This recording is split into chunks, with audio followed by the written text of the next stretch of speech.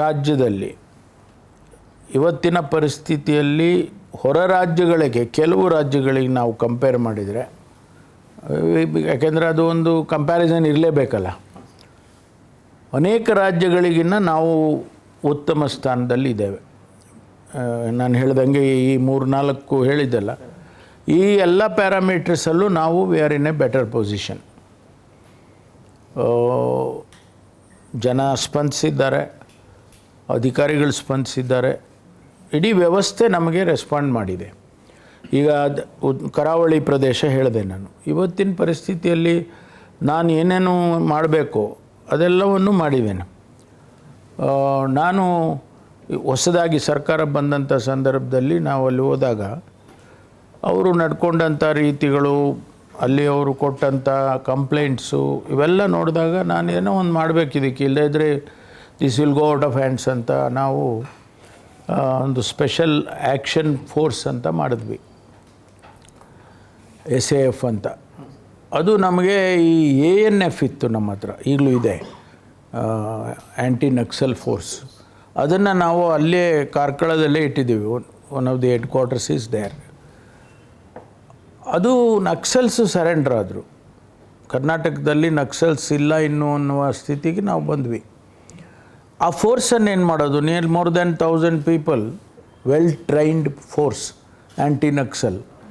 ಏನು ಮಾಡಬೇಕು ಅದನ್ನು? ಮತ್ತು ರೆಗ್ಯುಲರಾಗಿ ತೊಗೊಂಡೋಗಿ ಅವ್ರನ್ನ ಕಾನ್ಸ್ಟೇಬಲ್ಸ್ನ ಮಾಡಿಟ್ಬಿಟ್ರೆ ವೇಸ್ಟ್ ಆಗುತ್ತೆ, ಇಷ್ಟೆಲ್ಲ ಟ್ರೈನಿಂಗ್ ಕೊಟ್ಟದ್ದು ಅಂತ. ಸೊ ನನಗೆ immediately it occur to me, why not I introduce that to regular action force. ಅದನ್ನು ಇಲ್ಲಿ ಕರಾವಳಿಯಲ್ಲಿ ಹೇಗಿದ್ದರೂ ಇಲ್ಲೇ ಇದ್ದಾರೆ ಅವರನ್ನು ತೊಗೊಂಬಂದು ಸ್ಪೆಷಲ್ ಆ್ಯಕ್ಷನ್ ಫೋರ್ಸ್ ಇದಕ್ಕೋಸ್ಕರ, ಕಮ್ಯುನಲ್ ಇದಕ್ಕೋಸ್ಕರ ಒಂದು ಮಾಡೋಣ ಅಂತ ಹೇಳಿ ಮಾಡಿದ್ವಿ. ರಿಸಲ್ಟ್ಸ್ ಬಂದಿದೆ. ಇವತ್ತು ಕರಾವಳಿ ಪ್ರದೇಶದಲ್ಲಿ ಶಾಂತಿ ಇದೆ, ನೆಮ್ಮದಿ ಇದೆ. ಪೇರೆಂಟ್ಸ್ ಹೇಳ್ತಾರೆ, ಬಿಸ್ನೆಸ್ ಮೆನ್ ಹೇಳ್ತಾರೆ, ಸಾಮಾನ್ಯ ಜನ ಹೇಳ್ತಾರೆ, ಸ್ವಾಮಿ ಈಗ ಶಾಂತಿಯಿಂದ ಇದೆ. ಈಗ ಒಬ್ಬ ಕಾಲೇಜಿನಲ್ಲಿ ಒಬ್ಬ ವಿದ್ಯಾರ್ಥಿನಿಯರು ಹೋಗಿ ಕ್ಯಾಂಟೀನಲ್ಲಿ ಕೂತ್ಕೊಂಡು ಕಾಫಿ ಕುಡಿದು ಬರೋಷ್ಟು ಇರಲಿಲ್ಲ ವಾತಾವರಣ. ಅದು ಕಾರಣಗಳು ಮತ್ತು ಅದೆಲ್ಲ ನಾನು ಹೋಗೋದಿಲ್ಲ. ಆದರೆ ಇವತ್ತು ಆ ಸ್ಥಿತಿ ಮರಳಿ ಬರ್ತಾ ಇದೆ. And it is the response of the public. ನಾನೊಂದು ಏನೋ ಹೇಳ್ಬೋದು, ಇನ್ನೊಬ್ಬರೊಂದು ಏನು ಹೇಳೋದು, ಪೊಲಿಟಿಕಲಿ ಬೇರೆ ಬೇರೆ ಸ್ಟೇಟ್ಮೆಂಟ್ಗಳು ಬರ್ಬೋದು. ಬಟ್ ಸಮಾಜದಲ್ಲಿ ಒಂದು ರೀತಿಯ ವಾತಾವರಣ ಸೃಷ್ಟಿಯಾಗಿದೆ ಅಲ್ಲಿ. ಹಾಗಾಗಿ ನಮಗೆ ನನ್ನ ಅವಧಿಯಲ್ಲಿ ಹೊರ ರಾಜ್ಯಗಳಿಗೆ ನಾವು ಕಂಪೇರ್ ಮಾಡಿದಾಗ ನಾವು we are in a better position. ಅದು ನನಗೆ ತೃಪ್ತಿ ತಂದಿದೆ. ಅಫ್ಕೋರ್ಸ್ ಇನ್ನೂ ಬೇಕಾದಷ್ಟು ಬದಲಾವಣೆಗಳು ಮಾಡಬೇಕು. ಇಂಟರ್ನಲ್ಲಿ ನಾವು ಅಡ್ಮಿನಿಸ್ಟ್ರೇಟಿವ್ ರೀಸನ್ಸ್ ಇಟ್ಕೊಂಡು ಬೇಕಾದಂಥ ಬದಲಾವಣೆಗಳು ತಂದಿದ್ದೇವೆ ನಾವು. ಅದರ ಜೊತೆಗೆ ಇದು ಅಲ್ಟಿಮೇಟ್ಲಿ ಇದು ಮುಖ್ಯ. ತಾವು ಗಮನಿಸಿರ್ತೀರಿ, ಕಳೆದ 3 ವರ್ಷಕ್ಕೆ ಬಂತು, ಮೇ 20ಕ್ಕೆ 3 ವರ್ಷ ಆಗುತ್ತೆ. ಇಲ್ಲಿಯವರೆಗೂ ಯಾವುದೇ ಮೇಜರ್ ಕಮ್ಯುನಲ್ ಕ್ಲಾಶಸ್ ಆಗಲಿಲ್ಲ. ಆಗಬೇಕು ಅಂತ ನಾನು ಬಯಸೋದಿಲ್ಲ, ಬಟ್ ಆಗಲಿಲ್ಲ. ಅದಕ್ಕೆ ನಮ್ಮ regular up to date mechanism ಏನು ನಾವು ಮಾಡ್ಕೊಂಡಿದ್ದೀವಿ ಅದು ಕಾರಣ ಅಂತೇಳಿ ನನಗನ್ಸುತ್ತೆ.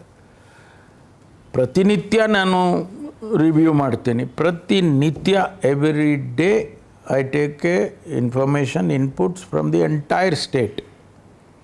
ಅದಕ್ಕೊಂದು ಮೆಕ್ಯಾನಿಸಮ್ ಇದೆ, ಮಾಡ್ಕೊಂಡಿದ್ದೀವಿ. ಎಲ್ಲೋ ಒಂದು ಕಡೆ ರಾಯಚೂರಿನ ಮೂಲೆಯಲ್ಲಿ ಯಾವುದೋ ಒಂದು ಹಳ್ಳಿನಲ್ಲಿ ಇನ್ಸಿಡೆಂಟ್ ಆದರೆ ಬೆಳಿಗ್ಗೆ ನನಗೆ ಐ ಗೆಟ್ ಟು ನೋ, ಅಥವಾ ರಾತ್ರಿನೇ ನನಗೆ ಮಾಹಿತಿ ಬಂದುಬಿಡುತ್ತೆ. ಆ ವ್ಯವಸ್ಥೆ ನಮಗೆ ಇವತ್ತು ಭಾಳ ಎಫೆಕ್ಟಿವ್ ಆಗಿದೆ. And I immediately respond to it. ಬೇರೆಯವ್ರಿಗೆ ಹೊರಗೆ ಕಾಣದೇ ಇರ್ಬೋದು. ಸಪೋಸ್ ಏನೋ ಒಂದು ಆಯಿತು, ಮಡಿಕೇರಿನಲ್ಲಿ ಯಾವುದೋ ಒಂದು ನಾಪೋಕ್ಲ್ ಅಂತ ವಿಲೇಜ್ನಲ್ಲಿ ಒಂದು ಮರ್ಡರ್ ಆಯಿತು ಅಂತ ಹೇಳಿದರೆ, ಆ ಮರ್ಡರ್ ಯಾಕಾಯಿತು ಅನ್ನೋದನ್ನು ನನಗೆ ಬೆಳಕರಿಯೋದ್ರೊಳಗಾಗಿ ಸಿಕ್ಕುತ್ತೆ. Then if it is something other than domestic, ಅಥವಾ ಏನೋ ಅವ್ರ ಆಸ್ತಿಗೋ ಮತ್ತೊಂದಕ್ಕೋ ಮರ್ಡರ್ ಮಾಡ್ಕೊಂಡಿದ್ದಾರೆ ಅಂತಂದರೆ ನಾನು ಅಷ್ಟು ತಲೆ ಕೆಡಿಸ್ಕೊಳ್ಳಲ್ಲ. ಕಾನೂನು it will take its own course, law will take its. But if it is other than that, ಯಾವುದೋ ಒಂದು ಕಾರಣದಿಂದ ಕಮ್ಯುನಲ್ಲು ಮತ್ತೊಂದು ಆಗ್ತಾ ಇದೆ ಅಂದಾಗ ಅದಕ್ಕೆ ಇಮ್ಮಿಡಿಯೇಟ್ಲಿ ಏನು ಮಾಡಬೇಕು ಅದನ್ನು ನಾನು ಇನ್ಸ್ಟ್ರಕ್ಷನ್ಸ್ ಕೊಡ್ತೇನೆ. ಇಲ್ಲಿಯವರೆಗೂ ಗಾಡ್ಸ್ ವಿಲ್ಲಿಂಗ್ ಅಂಥದ್ದು ಯಾವುದು ಘಟನೆಗಳು, ಮೇಜರ್ ಘಟನೆಗಳೇ ಅವು ಆಗಲಿಲ್ಲ. ದಿನನಿತ್ಯ ಮರ್ಡರ್ಸ್ ಆಗುತ್ತೆ, ಡೊಮೆಸ್ಟಿಕ್ ಮರ್ಡರ್ಸು, ಆಸ್ತಿಗೆ ಮರ್ಡರ್ ಆಗುತ್ತೆ, ಮತ್ತೊಂದು ಏನೋ ಅಣ್ಣ ತಮ್ಮದಿರು ಜಗಳ ಆಡಿಕೊಂಡು ಮರ್ಡರ್ ಮಾಡ್ಕೊತಾರೆ, ಮತ್ತು ಇನ್ನೊಂದು ಯಾರೋ ಸೂಸೈಡ್ ಮಾಡ್ಕೊತಾರೆ. These are all regular domestic activities. ಅದ್ರ ಬಗ್ಗೆ ಕಾನೂನಿದೆ, ಅವರು ಅರೆಸ್ಟ್ ಮಾಡ್ತಾರೆ, ಇದು ಮಾಡ್ತಾರೆ.